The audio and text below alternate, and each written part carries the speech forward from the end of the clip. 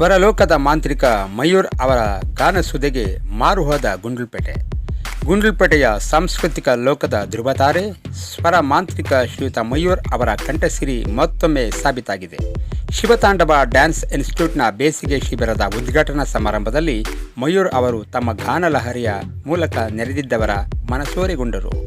ಕಾರ್ಯಕ್ರಮಕ್ಕೆ ಆಗಮಿಸಿದ್ದ ಯುವ ವಿಜ್ಞಾನಿ ಡಾಕ್ಟರ್ ನವೀನ್ ಮೌರ್ಯ, ಹಸ್ಕುಲಿ ಸಿದ್ದಯ್ಯ, ಲಾಯರ್ ಸಿದ್ದೇಶ್, ರಾಮೇಗೌಡ, ಬಂಗಾರ ನಾಯಕ್, ರಾಜು ಹೊಸ್ಮನೆ, ಕೆಬ್ಬೆಪುರ ಸಿದ್ದರಾಜು, ಶೆಟ್ಟುಂಡಿ ರಾಜು ರವರುಗಳು ದೀಪ ಬೆಳಗಿಸಿ ಚಾಲನೆ ನೀಡಿದರು.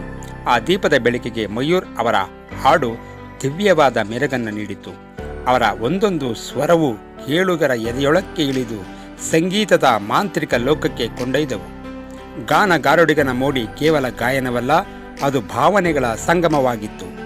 ಮಯೂರ್ ಅವರ ಹಾಡಿನ ಶೈಲಿ, ಆ ಲಯ ಮತ್ತು ಶ್ರುತಿಯ ಮೇಲಿರುವ ಹಿಡಿತವನ್ನು ಕಂಡು ಸಭಿಕರು ಮಂತ್ರಮುಗ್ಧರಾಗಿ ಕುಳಿತಿದ್ದರು. ಗುಂಡ್ಲುಪೇಟೆ ಈ ಗಾನ ಕೋಗಿಲೆ ಹಾಡಲು ಆರಂಭಿಸಿದರೆ ಸಮಯವೇ ಮರೆತು ಹೋಗುವಂತಹ ಅನುಭವ. ಮಯೂರ್ ಅವರ ಈ ಅದ್ಭುತ ಪ್ರತಿಭೆಯು ನಮ್ಮ ಪಟ್ಟಣದ ಹೆಮ್ಮೆ. ಅವರ ಧ್ವನಿಯಲ್ಲಿರುವ ಆ ಮಾಧುರ್ಯ ಮತ್ತು ಗಾಂಭೀರ್ಯವು ಮುಂದಿನ ತಲೆಮಾರಿನ ಶಿಬಿರಾರ್ಥಿಗಳಿಗೆ ದೊಡ್ಡ ಸ್ಫೂರ್ತಿಯಾಗಿದೆ. ಸಂಗೀತದ ಈ ಗಾರುಡಿಗನ ಕಂಠಸಿರಿಯು ಎಂದೆಂದಿಗೂ ಹೀಗೆಯೇ ಇಂಚರವನ್ನು ಪಸರಿಸಲಿ.